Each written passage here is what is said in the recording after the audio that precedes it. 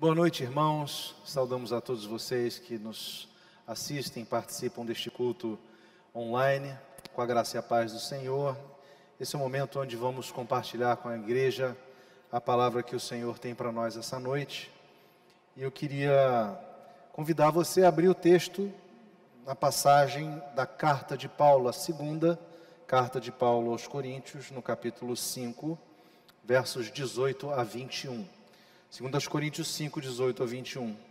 Diz assim: Ora, tudo provém de Deus, que nos reconciliou consigo mesmo por meio de Cristo e nos deu o ministério da reconciliação, a saber, que Deus estava em Cristo reconciliando consigo o mundo, não imputando aos homens as suas transgressões, e nos confiou a palavra da reconciliação. De sorte que somos embaixadores em nome de Cristo, como se Deus exortasse por nosso intermédio. Em nome de Cristo, pois, rogamos que vos reconcilieis com Deus.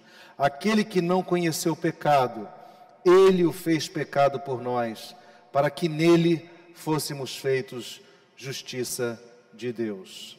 Palavra do Senhor, que Ele receba a glória ao seu nome pela sua palavra. Vamos curvar a fronte e vamos orar, pedindo ao Senhor que fale conosco. Deus, muito obrigado por esta oportunidade de mais uma vez abrirmos a Tua palavra e dela extrairmos ensinamentos para as nossas vidas, para os nossos corações. Que o Senhor possa falar com cada um de nós nesta noite, possa ministrar aos nossos corações, de modo que possamos começar esta semana cheios da Tua presença, cheios do Teu ensinamento e, ó Deus, firmes na Tua palavra. Nós oramos assim, agradecidos no nome poderoso de Jesus, o nosso Senhor. Amém. Irmãos, por volta do ano de 2018, nós presenciamos uma dessas cenas inusitadas da história. Nós vimos dois países irmãos, etnicamente iguais, que falam a mesma língua, que têm uma cultura muito próxima, que estavam separados por razões políticas desde a década de 50. Nós vimos eles assinarem um tratado de reconciliação. O presidente Kim Jong-un, tão polêmico presidente da Coreia do Norte, estendeu a mão ao presidente Moon Jae-in da Coreia do Sul e assim convidou a cruzar a linha divisória de separação entre aquelas duas nações, que era representada por um bloco de concreto que se interpôs entre eles. A cena realmente é impressionante, curiosa, né? Depois de tantos anos de litígio entre esses dois países. Não é como nós sabemos as reais motivações por trás de tudo isso. Não há nem como, numa questão tão complexa, nós dimensionarmos o tamanho do sofrimento que essas famílias tiveram ao longo de tantos anos, né? E não podemos simplificar este evento a um trivial aperto de mãos, né, proposto como sendo assim uma reconciliação apenas no cruzar físico de fronteiras, né? Como ficam aqueles corações em luto por causa de tantos mortos na guerra? Como ficam as famílias separadas pela guerra por décadas, né? Como fica a consequência do regime autoritário da Coreia do Norte, né? A questão relacionada a este fato é para que nós saibamos o valor de uma reconciliação, é fundamental nós compreendermos o tamanho da inimizade que esta reconciliação desfez. Vou repetir. Para nós sabermos o valor de uma reconciliação, é fundamental compreendermos o tamanho da inimizade que ela desfez. A palavra reconciliação é a junção de duas palavras, reconciliare, que na verdade significa outra vez, conciliare, juntar, né, vem tudo do latim, unir, tornar amigável, juntar em um sentimento, que também de onde vem a palavra concilium, né, que é reunião, e significa instaurar a paz entre duas partes, ou mesmo ficar em harmonia com. Reconciliação significa trazer de novo a unidade, a harmonia ou o acordo, né, entre pessoas que estavam afastadas. Acontece que reconciliação na Bíblia tem uma perspectiva um pouco mais ampla, né?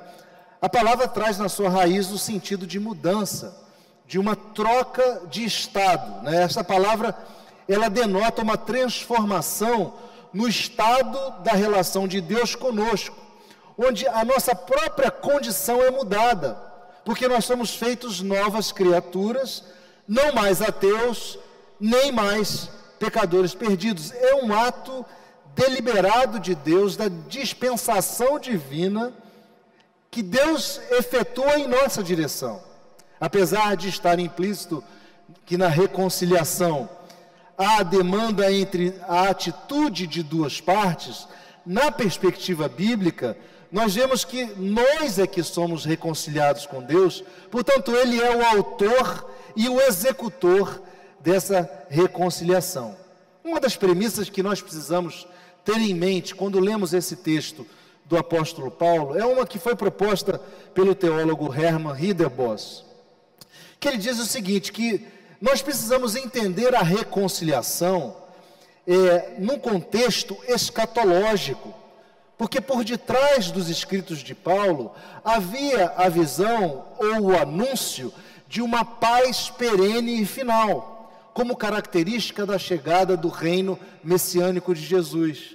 Então, portanto, quando se fala de reconciliação na Bíblia, se tem de pano de fundo, na verdade, a escatologia, ou seja, as últimas coisas, ou seja, um reino de paz e um reino final, onde imperaria a paz trazida pelo reconciliador, que é Jesus Cristo. Ela é a restauração da paz no relacionamento entre Deus e o homem, e é a marca da vinda deste reino messiânico, porque Cristo é a nossa paz, e Ele contrasta a paz e a integralidade do shalom que Ele traz, com a ira justa de Deus, a se manifestar no tempo do fim, onde Ele mesmo, o justo juiz, traria juízo sobre aqueles que não creram no seu nome, que rejeitaram o seu nome. Nós precisamos entender essa condição geral antes de recebermos a Cristo em nossas vidas, porque nós estávamos num estado de separação total, e a teologia reformada chama isso de depravação total. Nós estávamos completamente apartados de Deus, apartados do Pai, sem nenhuma ligação sequer, por causa das nossas transgressões. Havia um muro intransponível, um muro indestrutível entre nós e Deus, entre qualquer ser humano e Deus, um muro de inimizade contra Deus. O próprio profeta Isaías, no capítulo 55, ele escreve a nosso respeito, dizendo: as vossas iniquidades fazem separação entre vós e o vosso Deus, e os vossos pecados encobrem o seu rosto de vós, para que vos não ouça. Irmãos, um Deus santo não pode estar unido a pecadores, a menos que haja a expiação pelo pecado. E não era exatamente assim que os israelitas faziam? Eles sacrificavam um cordeiro para que os seus pecados fossem cobertos, fossem perdoados, e assim eles fossem aceitos por Deus. A palavra nos mostra claramente que nós éramos inimigos de Deus, por causa da queda dos nossos primeiros pais. Nós éramos, por natureza, filhos da ira. Paulo, quando escreve aos Efésios, no capítulo 2, ele usa essa expressão, que nós éramos, por natureza, filhos da ira, uma expressão muito dura, né? Ele também usa uma linguagem dura quando ele escreve aos Romanos, no capítulo 8, lá nos versos 6 a 9, onde ele diz que a inclinação da nossa carne é inimizade contra Deus, e, portanto, somos ou nos tornamos inimigos dele. Então, quando nós olhamos para o linguajar do apóstolo Paulo, precisamos entender que esse termo conciliação é utilizado em contraste com a inimizade e a alienação sofrida por cada um de nós. Mas também, por um outro lado, o termo vem acompanhado da justificação que traz a paz.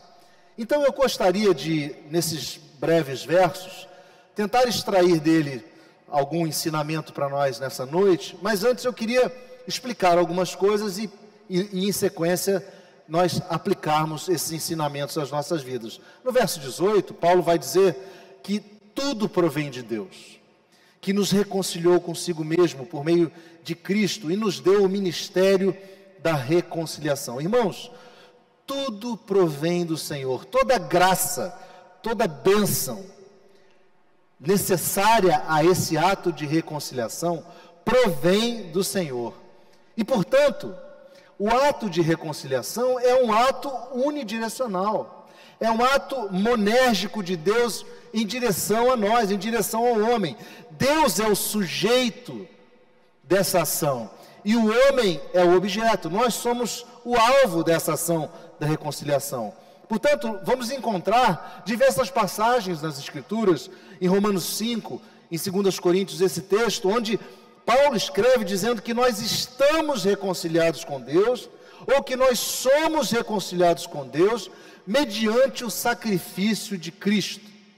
Meus irmãos, a reconciliação se dá por meio da morte e morte de cruz. Jesus foi feito pecado por nós, o texto vai nos dizer mais no final, e nós fomos feitos justiça de Deus em Cristo.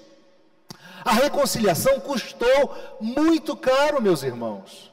Não foi mediante aperto de mão, nem um sorriso ingênuo ou plástico, ou nem por conta de uma agenda humana, mas a reconciliação custou o sangue de Cristo. O propósito da morte sacrificial de Jesus foi expiar o pecado da vida do homem, de modo que esse tivesse reconciliação. A morte de Cristo imputa sobre nós a retidão, e assim nos permite ser reconciliados com o Pai. É a base da remoção da culpa do nosso pecado, que causa a separação entre nós e o Senhor, né?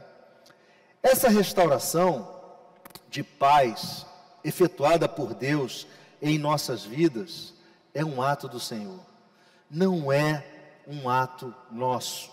Não há nada que possamos fazer, meus irmãos. O apóstolo Paulo nos ensina isso em diversos textos. Por exemplo, em Colossenses 2, versos 13 a 15, ele vai dizer que nós estávamos mortos pelas nossas transgressões.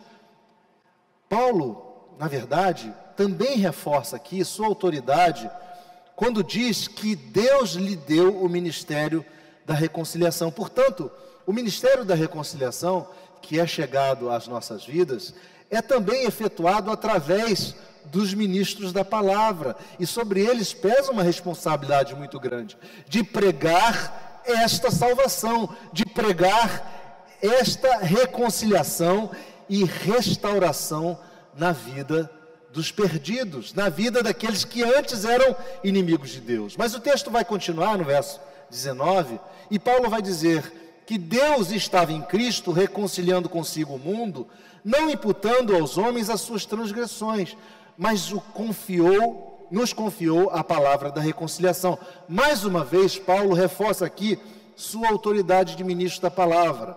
Só lembrando que a segunda carta de Paulo aos Coríntios, ela tem um pano de fundo, que é uma igreja onde havia falsos profetas, desafiando a autoridade apostólica de Paulo. E Paulo então vai demonstrar também através desse texto que ele tinha autoridade vindo de Deus. E quando ele diz que Deus estava em Cristo conciliando, ele quer dizer que o Deus Pai estava em Jesus, o Filho. Como João, lá no capítulo 10, verso 38, no Evangelho de João, vemos quando Jesus diz assim, que eu estou o Pai e o Pai está em mim. O Pai nos reconcilia através do Filho. Portanto, aquele que tem o Filho, tem igualmente o Pai. João Calvino, ele comentando esse verso, ele vai dizer que, levando em conta o fato de que Deus outrora estivera muito distante de nós, agora Ele em Cristo aproximou-se de nós, de modo que Cristo se nos tornou o autêntico Emanuel. E o seu advento é a plena aproximação de Deus aos homens.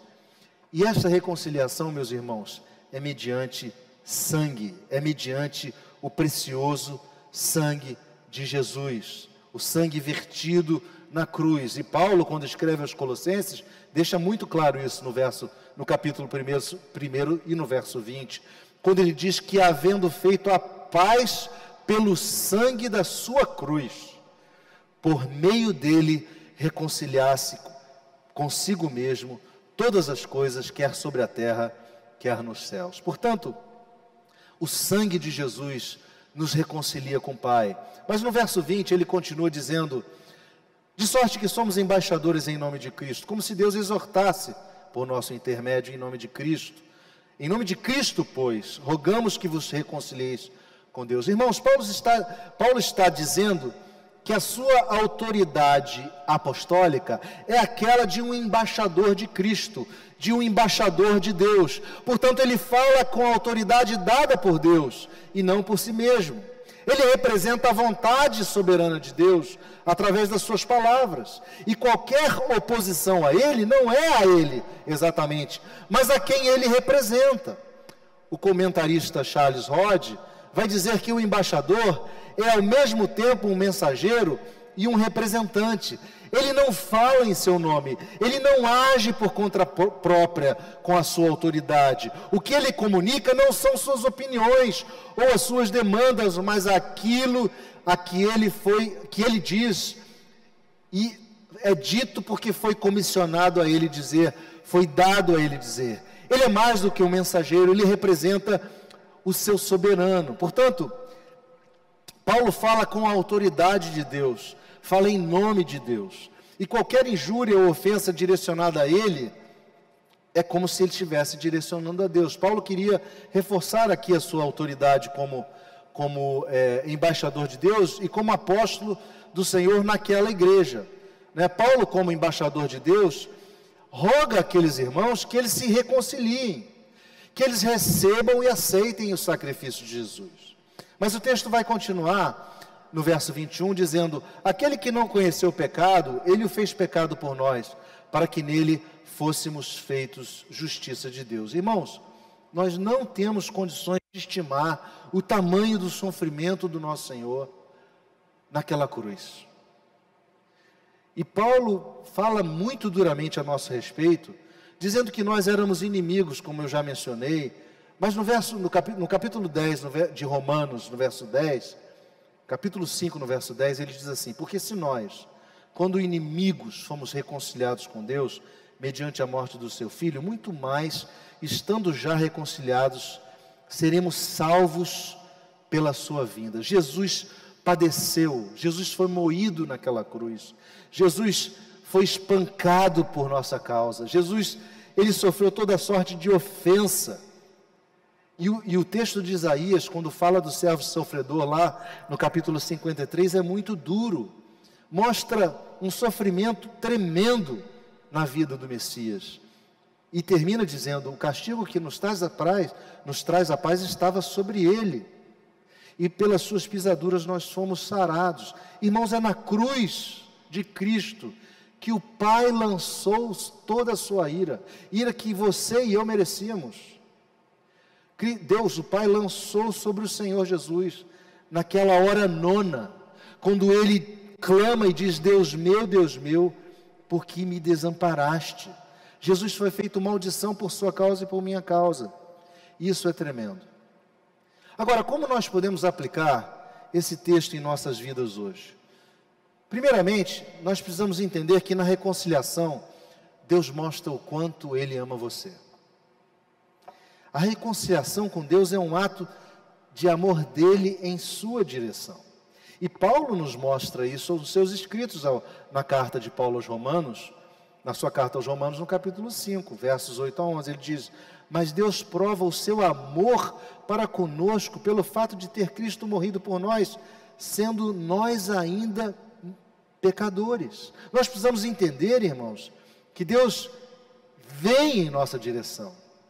Ele decide vir em nossa direção. Ele decide na eternidade vir em nossa direção, nos resgatar e nos reconciliar com Ele. Ele agiu uniliteralmente por amor. Ele agiu em nossa direção porque Ele nos amou primeiro. porque Ele nos amou antes da fundação do mundo. Isso tem um valor que nós precisamos atentar para ele, o valor do amor de Deus por nós, o valor em que Deus se deu para restabelecer sua relação conosco, se fez gente e restabeleceu o shalom, restabeleceu aquela paz integral nas nossas vidas. Somente Ele poderia fazer isso. E vou te dizer, amanhã, segunda-feira, e mesmo que tudo esteja errado na sua ou na minha vida, ou tudo esteja de cabeça para baixo, Deus ama você, Deus me ama. E nós precisamos absorver essa verdade para encararmos a segunda-feira ainda, ou a despeito das situações que venhamos enfrentar amanhã, porque o Senhor vai endireitar a sua vida, pois Ele comprou você com amor, Ele comprou você com seu sangue, e Ele comprou você para lhe dar paz. A sociedade, o mundo não terão ingerência na sua agenda, porque você pertence ao Senhor, você foi comprado em amor, ninguém terá ingerência sobre o seu futuro. Nós precisamos crer e valorizar esse amor da reconciliação. Jesus recebeu o castigo para que tivéssemos paz, e nós estamos guardados da ira vindoura. Lembre-se do contexto escatológico, nós estamos protegidos, nós temos um futuro seguro. Mas o segundo ponto que eu queria levantar com você, de aplicação desse texto na sua e na minha vida, é que na reconciliação, Deus adota você como filho. Deus nos adota como filho. Ele nos reconcilia através de Cristo, nos reconcilia com Ele, a fim de que a hostilidade que existia entre nós chegasse ao fim, e deixássemos de ser filhos da ira, mas nos enxerta na sua família. Ao alcançar-nos com seu amor e com reconciliação, nós somos feitos filhos de Deus, nós somos feitos parte da família do Senhor, né? Paulo, escrevendo aos Efésios, capítulo 1, ele diz assim: bendito o Deus e Pai do nosso Senhor Jesus Cristo, que nos tem abençoado com toda a sorte de bênção espiritual nas regiões celestiais em Cristo, assim como nos escolheu antes da fundação do mundo para sermos santos e irrepreensíveis perante Ele, e em amor nos predestinou para Ele, para a adoção de filhos, por meio de Jesus, segundo o beneplácito da sua vontade, para o louvor da glória da sua graça, que Ele concedeu gratuitamente no amado, no qual temos a redenção, pelo seu sangue, a remissão dos pecados, segundo a riqueza da sua graça. Deus, por seu infinito amor, resolveu nos reenxertar na oliveira, resolveu nos trazer de volta à sua família. E eu vou te dizer, amanhã, segunda-feira, independente das lutas que você vai ter amanhã ou durante a semana, eu quero te dizer que você tem um pai. Você foi enxertado como filho agora na família de Deus. Você foi adotado na família do Senhor. E você tem um pai que luta por você. Você tem um pai que te protege. Você tem um pai que te ampara. Você tem um pai que te acolhe. E não há nada nem ninguém que possa se levantar contra nós, porque o nosso pai vai nos defender. Não há obra nem força que tente nos destruir, porque o Senhor é a nossa proteção.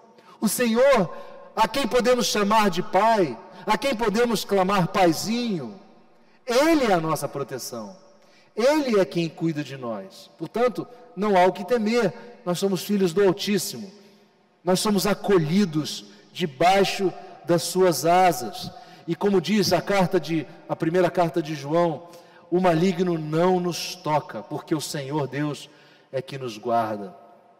Nós não caminhamos sem um protetor, sem um defensor. Nós temos um Pai que defende as nossas causas.